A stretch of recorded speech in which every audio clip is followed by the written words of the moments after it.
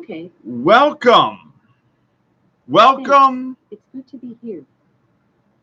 Welcome to this side of Multiverse of Madness. Hello, everybody. Thank you for tuning in. As you can read by the title, so I don't want to have anybody complain to me. As you can see by the title, we are going to be discussing Doctor Strange in the Multiverse of Madness. We are more than likely going to be spoiling things from the film. So, if you have no desire to be spoiled, don't watch this. Watch the movie, come back and watch this later on. We do have a live chat going on right now, so as people come in, they're going to throw out questions and things of that nature. So just be warned. Spoilers are going to be flying all over the place. It's going to happen. I'm going to do it. Comments are going to do it. All of that stuff is going to happen. I got me some Mountain Dew. And Doctor Strange in the Multiverse of Madness.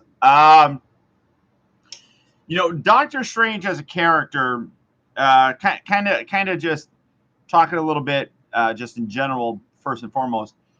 Doctor Strange as a character is one that I've really enjoyed throughout the cinematic universe, even going into some of the comics and things like that.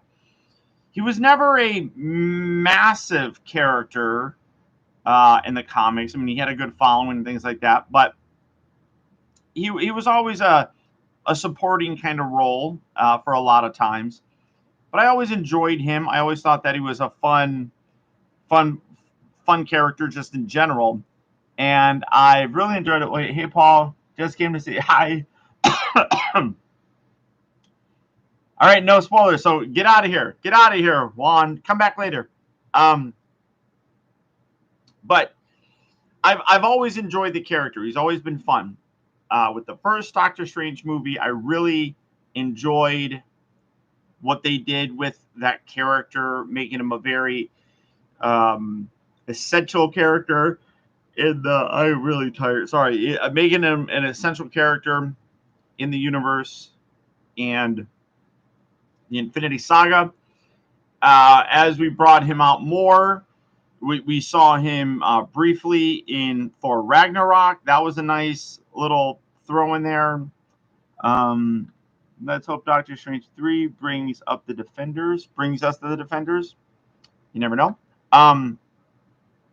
But you had him in Ragnarok. You had him in Infinity War. You had him a little bit in Endgame. Not a lot in Endgame, more in Infinity War. In Spider-Man No Way Home. And now we have Doctor Strange in the Multiverse of Madness. And as many of you know, there are definitely some shows that you want to watch before you see this. Obviously, you want to watch the first Doctor Strange movie. Next, I would say you don't really need to even see the Infinity movies. So you could, I mean, I'm sure most of you have already seen them. But WandaVision, you definitely need to see. What If, you would need to see. And then No Way Home. Because the thing about WandaVision teased it a little bit. Loki carried a lot of it on, exploding the whole thing. And we got a lot more with No Way Home, and that is the multiverse and creating it. And I'm trying to. I just want to share something. When Doctor said, but he can only see the future where he's alive. So there's a version that they won without him. I guess it's possible. Well, we do know that. We do know that because of Doctor Strange 2. But getting into some of that stuff later on. So the multiverse has been created. We have it now. Loki broke the whole damn thing wide open.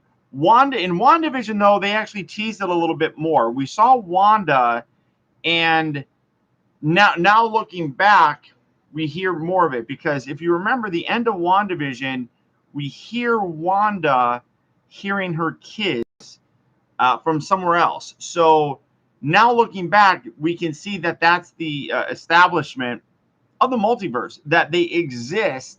She's going through the Darkhold. She's, doing her little witchery stuff, and the multiverse really was starting to be established with that. Loki kind of like blew it wide open. Obviously, we get into the What If series, where there's a lot of elements in there that really introduce you to the idea of other universes, and that the Watcher is watching all these different universes and all these things that could potentially happen. For example, Peggy Carter getting the super soldier serum instead of Steve Rogers. Chadwick Boseman's not Black Panther, T'Challa becoming Star-Lord. All these different realities, when things happen, it branches off into other things, and then obviously with Loki, we see all these other variants, different versions of Loki, and how they are different. They're the same, but they're different. So all of this stuff becomes established over these these films and things of that nature, and it's fun to see it kind of culminate in this. So again, spoiler warnings for everybody. The film starts off really kind of hitting it fast. I know a lot of people talked about the fact that it was a runtime of 2 hours, and they thought that maybe that was a little bit too short of time, but they really do instantly start throwing you into all the craziness with it. And we are introduced to America Chavez, who has these strange powers, which seemingly, for me as a Marvel fan, seem as if they are mutations. So maybe this is how they're introducing mutants. That might come into later on, but she seems, they talked about how these powers that she has, which the powers are the ability to transverse multiverses. She can open up portals and go into a completely different multiverse. We see her trying to escape this big, giant, ugly beast, and Doctor Strange, or a version of Doctor Strange, is trying to protect her. Ultimately, he fails, but that sets everything up, and then that version of Doctor Strange dies. She then goes into a portal that is then in the same universe as our Doctor Strange, which they do actually label as 616, which is what we as comic book fans, we know as the prime, I don't even know if you want to call it prime, but like the main universe. So all this stuff happens in our timeline of things, and it's super, super interesting to see the development of Doctor Strange as he's kind of going out. Now, this seems to take place very shortly after, I'm assuming shortly after No Way Home. They don't really talk about, they do mention Spider-Man, but they don't talk about Bruno, or Peter Parker, I should say. They don't really talk about Peter Parker, so it creates is it what's going on? But it seems, my guess is that it does take place a little bit after it. There is no, I know a lot of people were talking about the scene in Loki where the fracture happens. There is nothing really that connects that directly to it. So it is probably something that will come in later on, hopefully. They're really good at connecting a lot of these story elements. So we'll see. But the progression of things go, and I'm not going to spoil too terribly much, so don't get too terribly upset, guys, but I'm going to mention some things. I'm biting my nails. I'm sorry, just because I'm like so hyper from all this, and I'm drinking Diet Mountain Dew. Now, one thing that we're seeing is Wong is still the Sorcerer Supreme, and all this happens. It makes me wonder, what would the Ancient One have done? How would she have fared?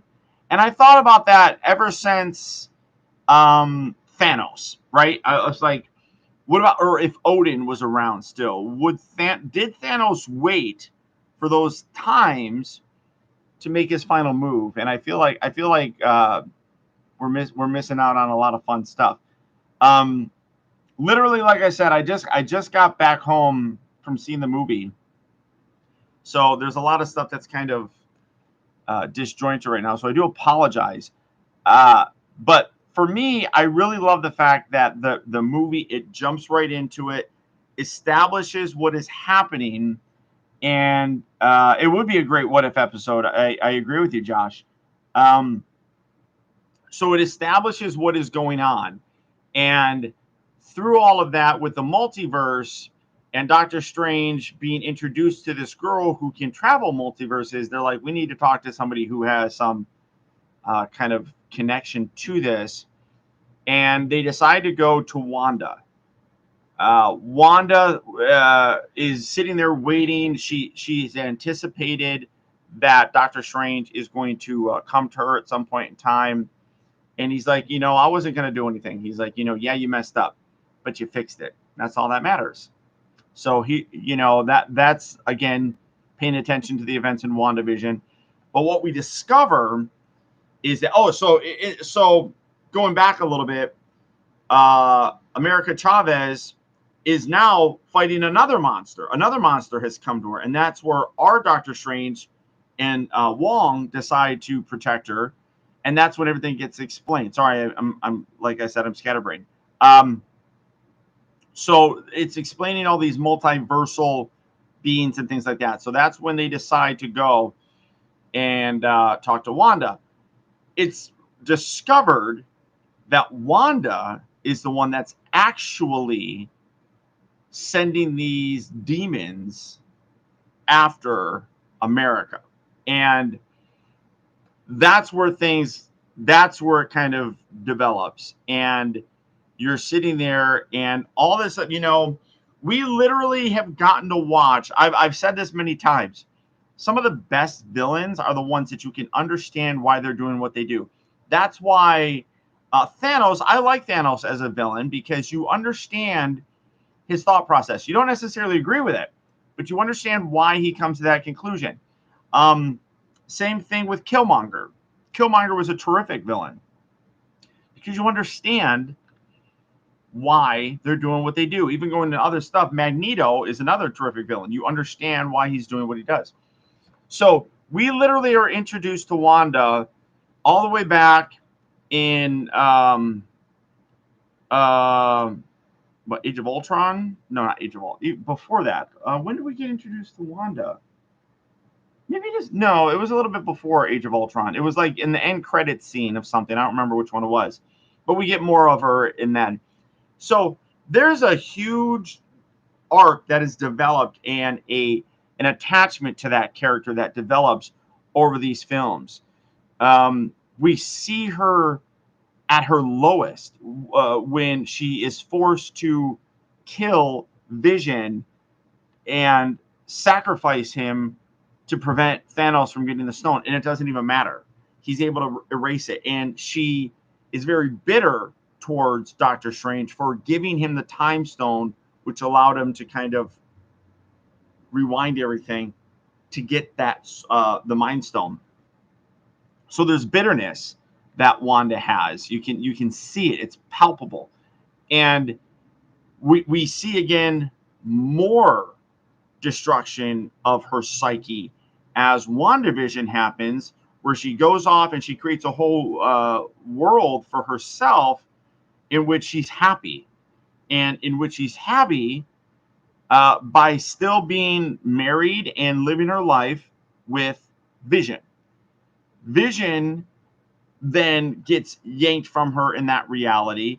A new false one is created who takes off. And through that, she also has children. Now, a lot of people have talked about how in the House of M, her kids are there. Billy and Tommy are there. And they, in the comics, it was Mephisto. So a lot of people started talking about, oh my God, it's Mephisto, Mephisto, Mephisto. But it is literally her own creations that do it. Those kids get ripped from her. So what she used to cope is constantly getting ripped away from her. She's got a lot of psychological issues, but we're watching this kind of unfold. And when she becomes aware, because of the Darkhold and her ability to view other multiverses or other universes, she discovers this person who's got the ability to go through these different universes. So her decision is to capture America and absorb her powers, to steal her powers so that she can then travel to a universe, stay there permanently. She would have to replace that universe's version of Wanda, but she wants her kids. She wants a life with her kids. And it ensues where Doctor Strange, everybody is trying to protect America, and Wanda's like, I gave you mercy by sending these monsters and stuff after you. Now you're going to get the full power of me coming after. And you see her decimate Karmatage. You see her kill a huge just group of people there studying. And it becomes this thing where it's Doctor Strange and it's Wong, and neither one of them are really powerful enough to stop her. So Doctor Strange keeps getting away, keeps escaping. Again, I don't want to get into too many of the details, but the progression is that Wanda consistently gets more and more crazy trying to get America. We end up in a universe where Mordo still lives. He's still alive. He is now the Sorcerer Supreme. They go to this universe. He sees a statue. Doctor Strange sees a statue that said that Doctor Strange sacrificed his life in the battle with Thanos. Which is like, well, that seems kind of strange. Mordo, though, is kind of playing it a little way. He seems happy at first, but Mordo, throughout all these different universes, one thing seems constant, that Mordo believes that Doctor Strange is doing things that he shouldn't be doing. So when he sees our version of Doctor Strange in his universe, he knows something's up and decides to, let me catch up here. I remember watching your video a decade ago due to my discussion with Transformers. God, that was a long time ago. Thank you for stopping by for this one as well. So basically, Mordo decides to kind of drug them and then basically imprison them. What we discover is Mordo is a member, and this is where things get really crazy. Mordo is a member of a very established group of amazing characters that call themselves the Illuminati. They are a collection of people that are that come together to kind of just, I don't want to say bring balance, but like make these decisions that nobody can really make. So they have a collection of all these people. And this is where, for me, got super excited. This is where the applause happened. And we are introduced to John Krasinski as Reed Richards. for Mr. Fantastic. So now we have confirmation, which is what we always kind of knew was going to happen when we started seeing things like No Way Home, where there were other versions of Spider-Man that have come in to the Marvel Cinematic Universe. It creates this thing where there is now a consistency. There's a continuity with all of them. So John Krasinski comes in. He is Mr. Fantastic. He's wearing the Fantastic Four costume. And a lot of people were really excited at rumors that he was going to play him. And a lot of people wanted him. And I'm super happy to see that. We are introduced to a couple other characters. And I can't remember the character's name. But his voice is his power. It's almost like Banshee. And I don't remember his name because that's not a character that I'm very familiar with. I could probably look it up right quick.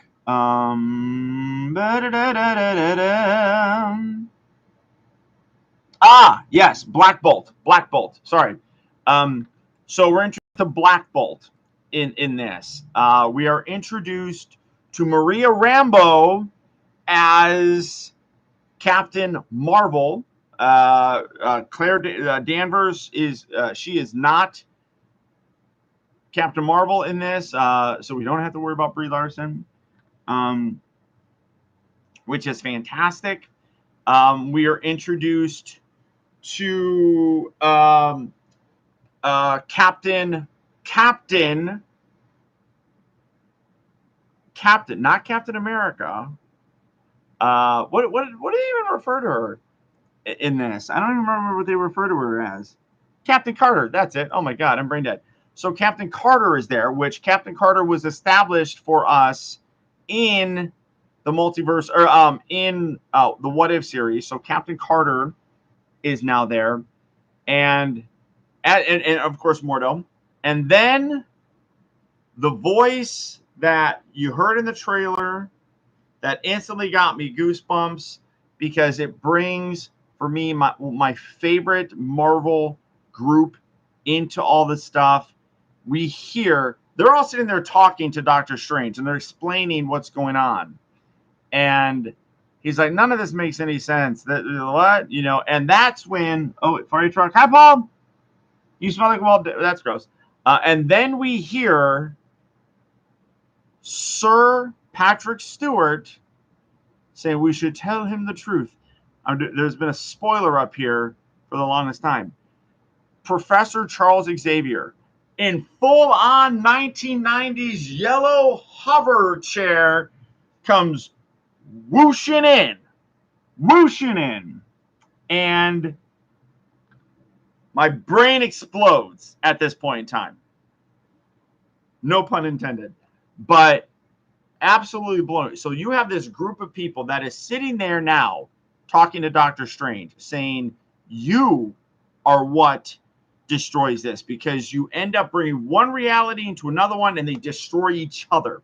We do not want you to destroy our reality. So they're trying to stop Doctor Strange. Doctor Strange is like, listen, I need your guys' help to stop her. You don't need to worry about me. You don't worry about her. She's going to destroy all the universes. If she gets America's powers, she will have the ability to destroy everybody's universe. So they're sitting there, they're talking, they're having their conversation. And that's when Wanda uses the Darkhold to, again, now I think they call them like Dreamwalkers or something like that.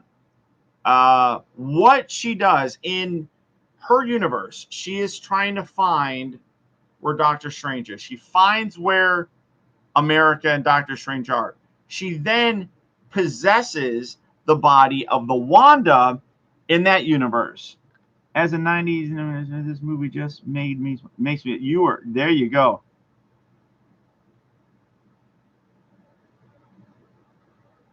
There you go. Similar to what Stan did in the 60s. Yeah, you're right. Incorporates everything. It is really cool. So they're literally, so the Illuminati are literally saying, like, listen, we're not worried about her Dreamwalker. they can handle her, so they think. But Wanda finds her, possesses her, who also still has those powers, sends her to go get America Chavez. America is in her holding cell. Doctor Strange is talking to the Illuminati. All of a sudden, stuff starts happening, and they're like, she's here. They all go to try. Now Mordo and Professor X stay behind. Chavez doesn't exist. Well, it kind of makes sense because if she's able to cross into them, she's the only one. She's unique. She's the one that can go through any of them. So that, I mean, it is kind of weird, but I mean, I understand it. Captain Carter, Black Bolt, Mr. Fantastic, and Captain Marvel all go to confront Wanda. And they're like, listen, you don't need to do this. You don't need to do this. Reed is like, listen, I have kids myself, and I know what it's like. And you just see Wanda like not even care. She doesn't even care. She looks at him. She's like, in this, in this world, is your wife still alive? And he's like, yes. And she's like, good. Then they won't have to be raised alone.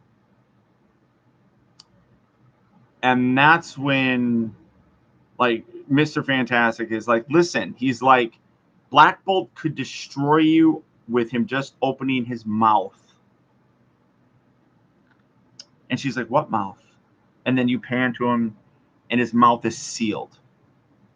Completely, not even like sewn. There is no mouth there. It's completely skinned over.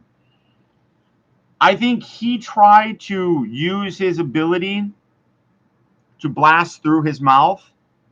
But what instead happens is it reflects and it blows out his brain. And I'm sitting there like, the fuck? Mr. Fantastic. She turns him into spaghetti. He dies.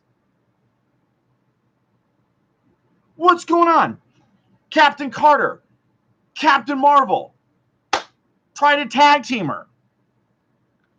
I'm like, what? What is happening? Moose brain. Oh, that's nasty. Captain Carter is throwing the shield. She's doing her thing, fighting. Finally, Wanda basically takes the shield, whips it at Captain Carter, cuts her in half.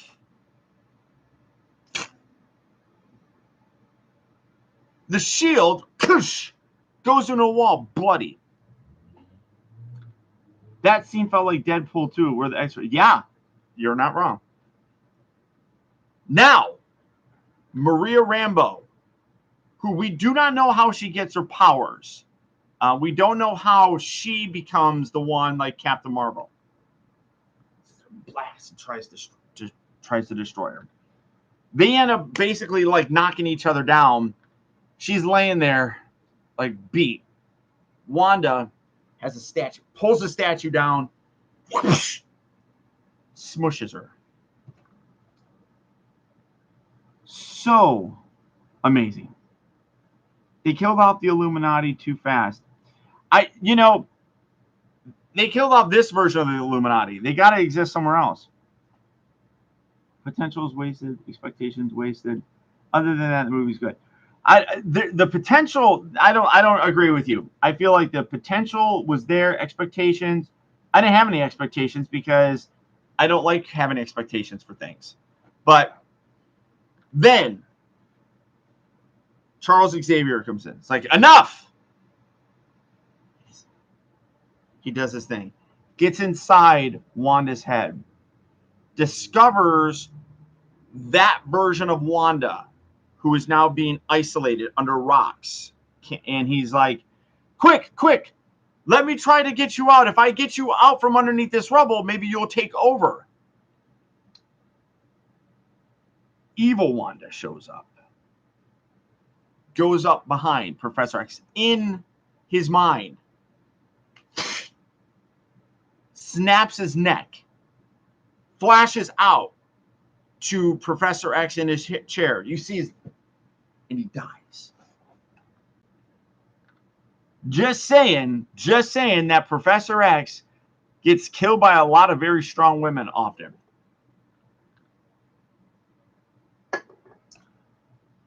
And now, all of this is happening. Doctor Strange, Mordo, they're fighting during this. And finally, Doctor Strange is like, they're done. They're not coming back. He ends up escaping Mordo. And Mordo is left there. Mordo's literally the only one of the Illuminati that survives. Just because he doesn't go and engage. But Doctor Strange comes out. He's able to grab her. And they're able to escape for the time being. Now, that's where I'm going to wrap things up, because I don't want to get into too much of the finale of it. The Reed Richards, I agree with you, Sam. I think Reed Richards with Kaczynski finally getting that role, being there, us seeing him, who he was introduced as the smartest man on the planet, which I thought that was interesting.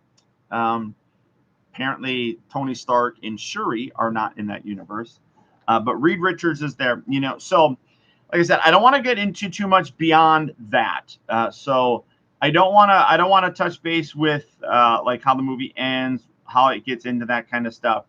But what is amazing about this is, and this is why I don't feel like realistically, there was wasted potential, because now we see that these and because of it, we now know that 100% all these beings exist out there in different universes. So the X-Men universe with Professor X, Logan, all of them, they exist. They're there in some reality. Fantastic Four exists in some reality. All of this stuff is there, and this is literally the first time that we've seen. So we have the Sony stuff with Spider-Man. This is the first time that we've had the Fox universe brought in to the Marvel universe with Professor X, Patrick Stewart, Charles Xavier, and the Fantastic Four. So it would have been funny to have Chris Evans in his Captain America. Oh, that would have been funny. Every one of my cinemas was expecting Tom Cruise as Tony Stark. So that was a big rumor. That was a big thing that was going around, because in the comics, one of the characters that is part of the Illuminati is Superior Iron Man. I'm very grateful that they did not bring in a variant of Tony Stark. Number one, I don't like Superior Iron Man. I think that's I've never liked really mirror universe things. Superior Iron Man is basically like a bad, an evil Tony Stark. There was one thing, and I couldn't really hear what they said, but there were sentry drones that was protecting America and the Illuminati, and they said something about Ultron. There was they called themselves Ultron drones or something. I mean, so it's almost like Ultron did create, or like in that universe, Ultron did work as like a protecting thing, like we saw with the Iron Legion, where they were all controlled by Ultron to protect people.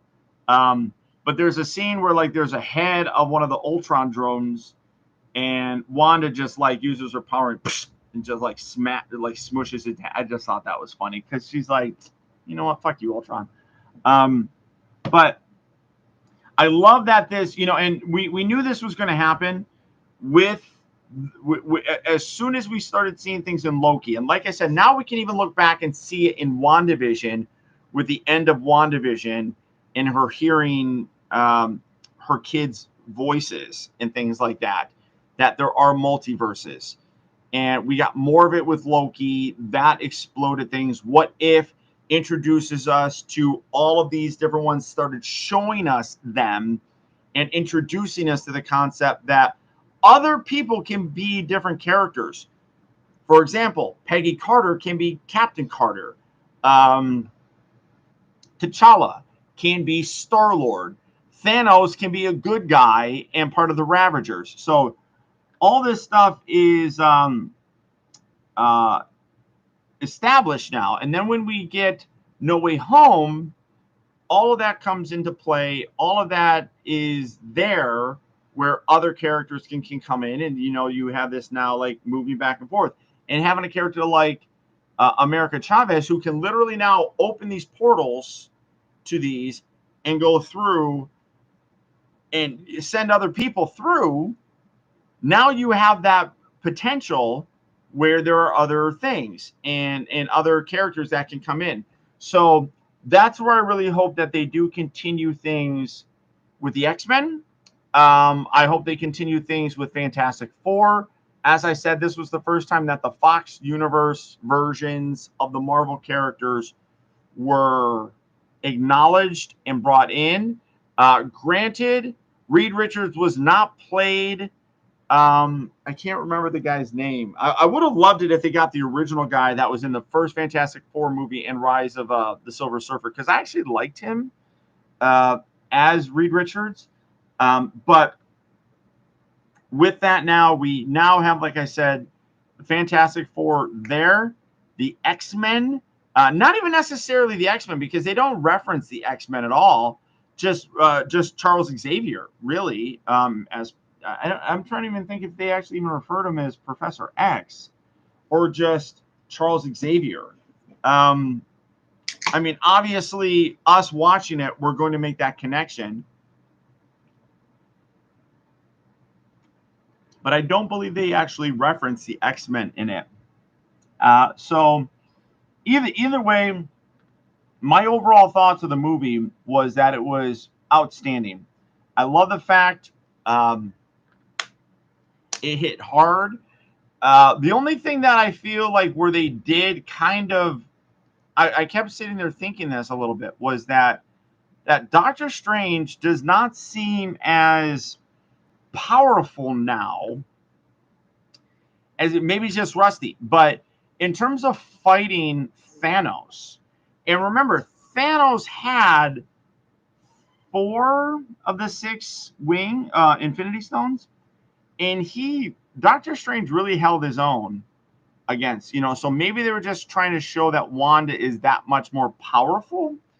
So he could be Xavier from alternate reality. That's definitely a possibility, Fire Truck. But the potential is there, and that's what I like. So I feel like this movie set up the potential. Not that it disappointed me in terms of its potential, but it sets things up. We do already know we're getting a Fantastic Four set of movies. I know the director that did the Spider-Man ones was originally slated to do them, and he's now pulled out of doing that. So that is kind of unfortunate, because I thought he did a really good job with Spider-Man and establishing a Spider-Man in our universe that's different than the Raimi universe. That being said, what Sam Raimi did with the Multiverse of Madness was fantastic. I really enjoyed it. I felt the pacing was pretty good. Like I said, it hits right away. A two-hour movie that went fairly well. I didn't think that it dragged really in a lot of spots. Things were explained, I felt, fairly decently. Like I said, I feel like it set up some other good ones. There are 2 end credit scenes. There's a mid credit and then there's an end credit one. So you're going to want to stick around for both of those. The first one, mid credit, is more to establish something in the future for Doctor Strange. The very, very end one is kind of just like a gag one. So if you don't want to hang around for that one's not essential to watch, but it was still fun just nonetheless. I'm trying to think of what else I can really say.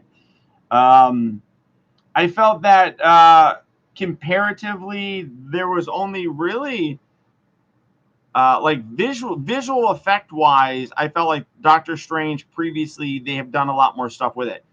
This one did not seem to rely too much on visual effects. There were some, but it definitely didn't seem as visually effect heavy as say the first Doctor Strange or even Doctor Strange when he was battling Thanos. This one seemed a little bit more toned down, not in a bad way or anything. The America Chavez character I thought was done very well. I don't know the girl who plays her, but I thought that she was a real good character there. In general, this was a solid movie. Do you think 6 months is gone for good? Only time will tell. Like I said, Josh, I don't want to get into too much of it. You know, I know I talked about spoilers and stuff in this, but I do want to leave some stuff out there, so people can be surprised when they see it. Time will tell what happens with Wanda. We do know that White Vision exists still, so we'll see how that works. Yeah, I mean, I was very, like I said, I tried to avoid as many spoilers as possible. I watched, I think, maybe one or two of the trailers, and that was it. I tried my best to stay away from all of it because I wanted to have that surprise element. Unlike, and there were a lot of leaks, not nearly as much as what happened with No Way Home, but I think that they did a pretty good job of keeping things under wraps with this one. In general, great movie.